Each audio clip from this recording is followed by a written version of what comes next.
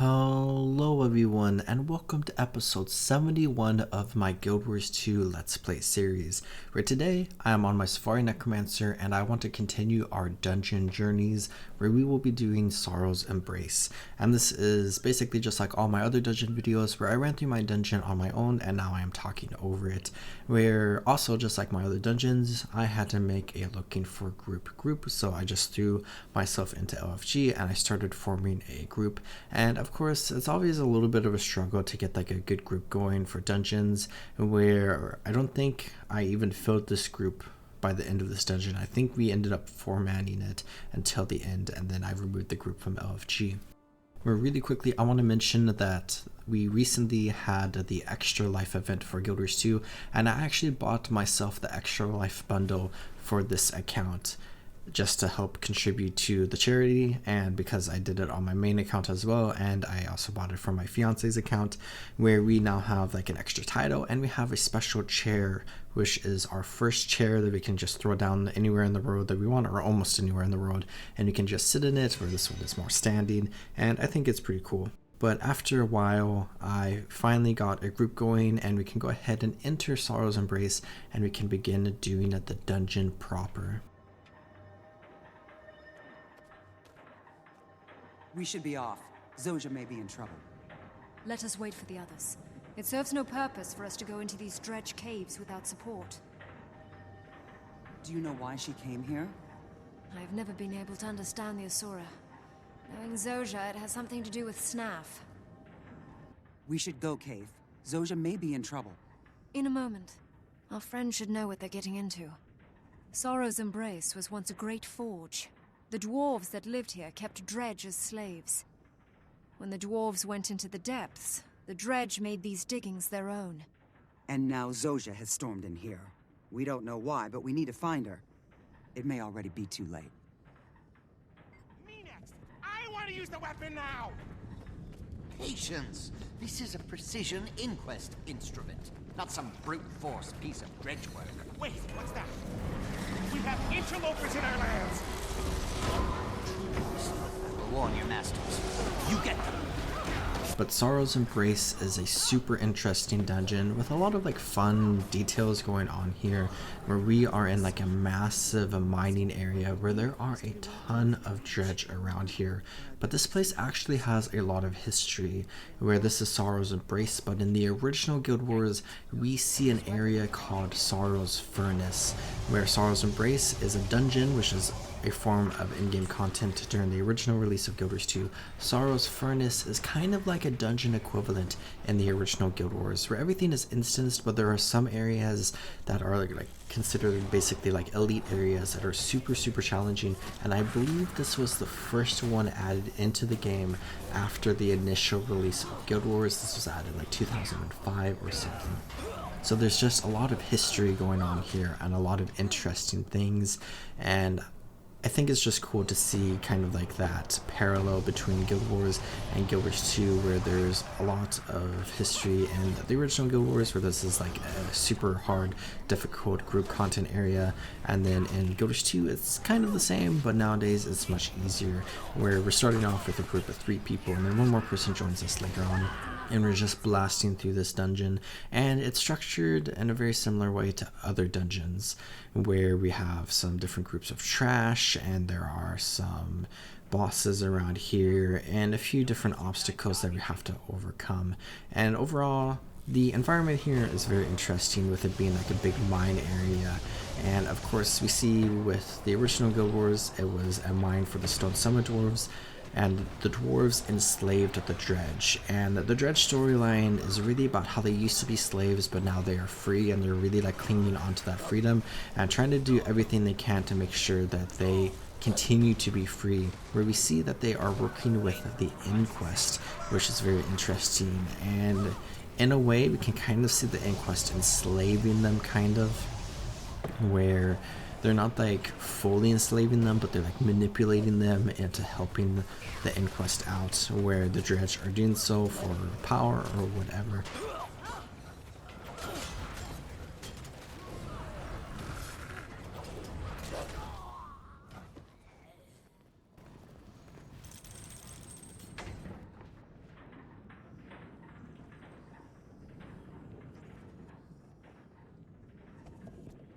The dredge. They're fleeing in terror. Why do I think that Zojia is responsible? She could be in trouble. We need to find her.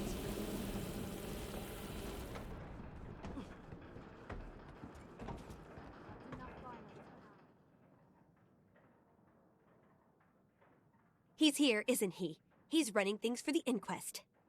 We're not afraid of you. Your fear is irrelevant. I know Kudu is here, and I'm here to stop him.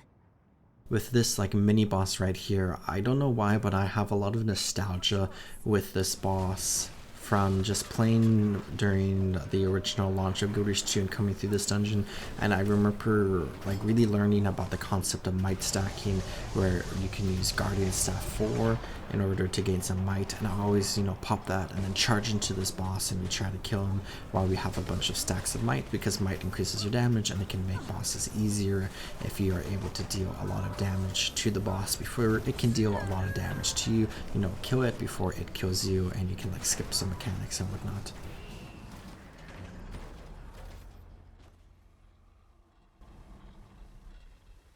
Keith, what are you doing here? And why did you bring that Norn with you? Kaith told me you came down here. I was worried about you. Worried that the little apprentice couldn't handle herself? That's not what I meant. Or maybe you were just hoping to see another Asura die. Is that it? I just came here to help. Your help gets people killed. I don't need it, and I don't need you. Fine. If you don't need me, I'll leave you to your petty vengeances. Zojia, don't be foolish.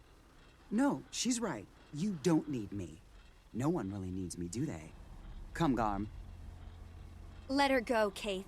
She knows I'm right. She's lost her nerve. What good is she? I thought you were smarter than this, Zojia. I am. And we've got more important things to worry about. We need to find the inquest and, more importantly, find their leader. This area right here is really interesting because we have to like repair this mechanism that the dredge just destroyed. So we have to like come up to this like weird like corner and grab this gear, and we have to do like multiple times and bring it back to the door, where there's like some things that are dropping to the ground like anvils or whatever, and are basically just obliterating you if you walk through this area. And then there's also a ton of dredge that spawn whenever you like come into here and whenever you pick up the gear. And since we're kind of just rushing past them and just grabbing the gear to try to repair it quickly, we're not killing the dredge. And there's a lot of dredge that are right here just like building up, as we can see. And there are just so many of them, and it's actually like really kind of dangerous, and you have to be careful as you like run past them so you don't like die, because it's very easy to die in this area. And I also get like stunned a lot, which is kind of annoying, but it's whatever. Where I got a little distracted here, where I was trying to help out the group by getting gears, but apparently we like had successfully opened the door, so now they are super far ahead of me and I'm just gonna catch up. Where we have this really big area, and there's like a lot of dialogue and stuff going on, and there's about to be several cutscenes. So let's go ahead and just take in the view of this area, listen to this dredge ramble a little bit, and let's go ahead and take a look at these cutscenes. And it is with this in mind that I, Sukhov, say to you, the great unwashed masses of the dredge, that we begin a brave new era. For too long we have remained quiet, protecting the dredge. Yet now we have the opportunity to move forward. You have seen Asura in our halls. You have seen their columns patrolling with our heroes.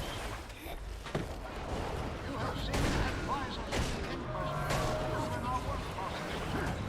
All of this is the beginning of the new era, of the great opening of the world.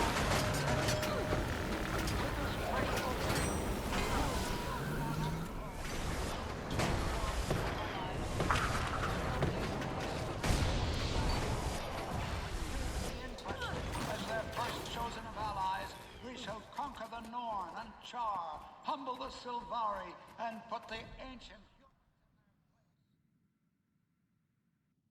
This gate is just locked, not broken. I can get through this in no time.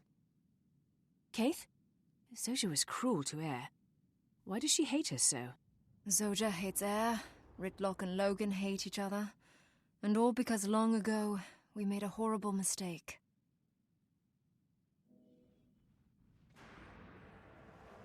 Once we fought together as one. Myself, Ritlock, Logan, Air and her wolf, Snaff and his apprentice. We called ourselves Destiny's Edge. We were the best the world had seen. We fought dragon minions from the Sea of Sorrows to the Crystal Desert. We encountered Glint.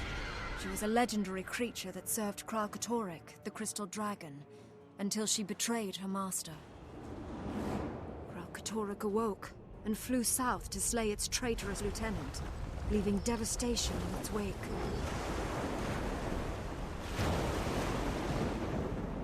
We stood beside Glint, ready to face an elder dragon. But Logan was suddenly called away. We were weakened, but Air thought we could still stand and fight. Air was incorrect. We were defeated. Kralkatorrik killed Glint. We lost Snaff as well.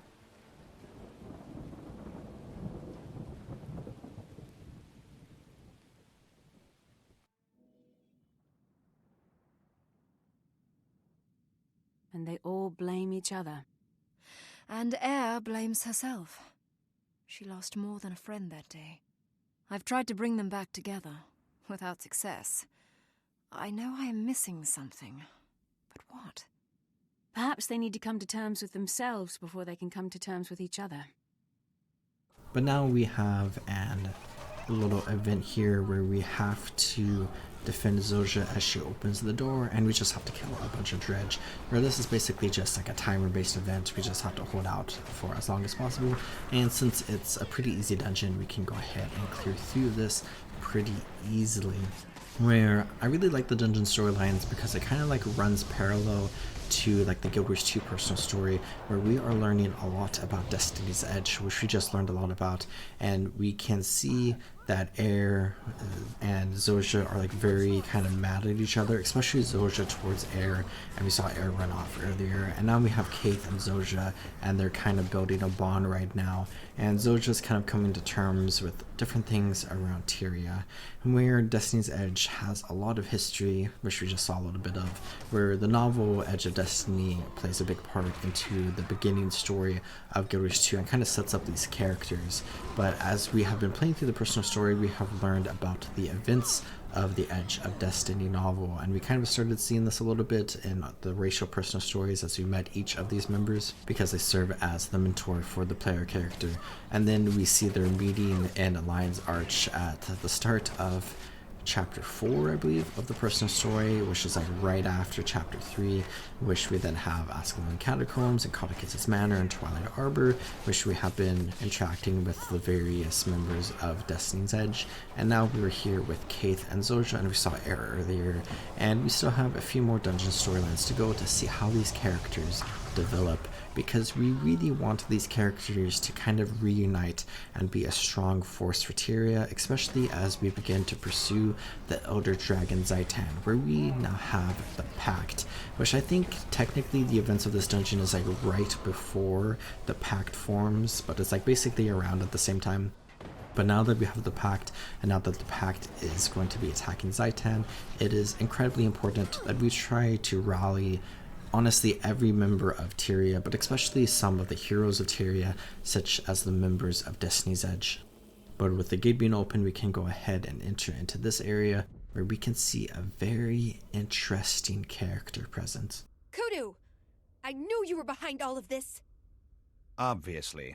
Who else could bend the dredge to my will? Not you, of course. You were never that smart. You're using Snaff's discoveries for evil. Zojja, please. I was smarter than Snaff when you were still playing with blocks. I think he'd be proud to see what I've done with his theories about dragon energy. Snaff would never approve of such things. I'm here to stop you. Oh, I see I've hit a nerve. Fancy that. Still protective of our old master, eh? You should see what I'm building down here. Pity that my golems will destroy you first and you'll die in ignorance. where we have a little bit of an interesting boss fight here with Kudu, where he's going to basically teleport away every 25% and spawn a golem, which is going to do a unique thing that we have to interact with. So for example, one of them is basically going to reflect projectiles, and we need to be really careful about projectiles. And our friends get obliterated here a little bit.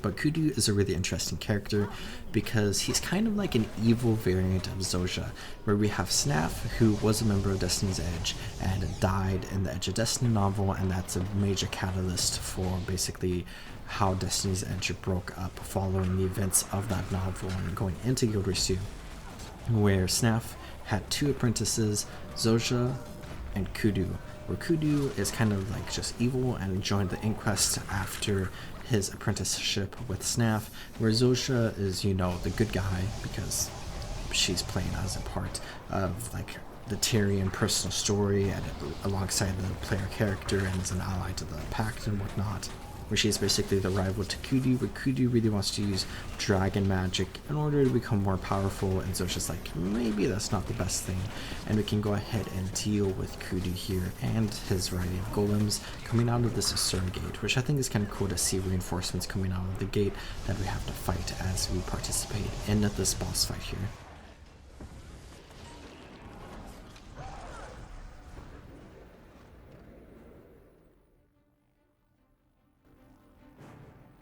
You always were crafty, Zojja. But craftiness is not true genius. Come down and fight, you coward! Let me think about it. No, I don't think so. But if you survive long enough to follow me, I'd love to show you my latest creation.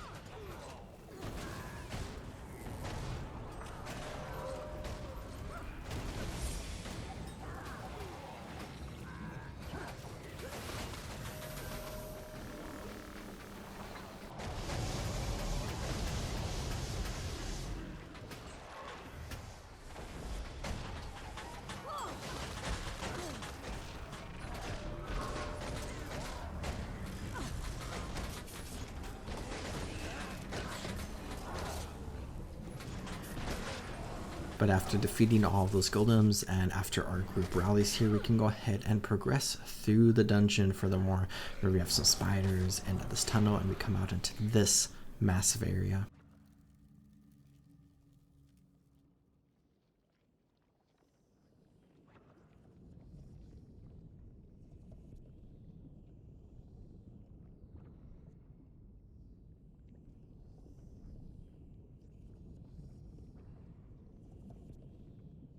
Which we can see Kudu right before he leaves the dungeon at a massive machine known as the Iron Forgeman, which is really, really cool because if you go back to what I was talking about earlier, we have the Iron Forgeman from Guild Wars, and now we see him here again in Guild Wars 2. Do you like my latest? It's better than anything our Master Snaf ever did. I have harnessed dragon energies to power it. You've perverted Snaf's theories, and you will be punished for this. I may be punished, but not by you. I have places to go and people to kill, but I leave my creation here to keep you company. Ta! Where the Iron Forgeman served as the final boss for this area in the original Guild Wars, and now it serves as the final boss of this area in Guild Wars 2. And this is actually a pretty interesting boss fight that I think is really fun mechanically, because it's not really so much about like doing a ton of DPS and then, you know, dealing with like conditions and boons. It's really focused on the concept of mechanics, where basically this entire fight is mechanics based, and you can do some DPS in order to bring down the boss's health. But the big thing here is how we have kind of two different areas of this platform, where we have these like solid areas and then we have these ramps between the solid areas, where the solid areas have a wall that will block his basically like fire laser beam attack, where we can go ahead and stand behind it in order to not get hit by that. But then he also has an attack where he will basically like lift his hand up in the air, grab a chain, and dump buckets of lava on us. So we basically need to move back and forth between the ramps, between the platforms, and then the platforms themselves, depending on what mechanic is happening, in order to avoid either mechanic. But when he dumps lava onto the platforms, it will spawn this little ooze here, this lava little guy, where we can go ahead and kill him to pick up this boulder, and then we can throw the boulder at the boss, and each boulder will deal 5% damage to him. So basically the main idea here is he has 2 attacks, and we have to protect ourselves against both attacks, and when he spawns the oozes, we need to kill oozes and throw boulders at him. So as we do that, we can do a little bit of extra DPS just to kill him faster, and then we can just try to stay alive until we successfully defeat him.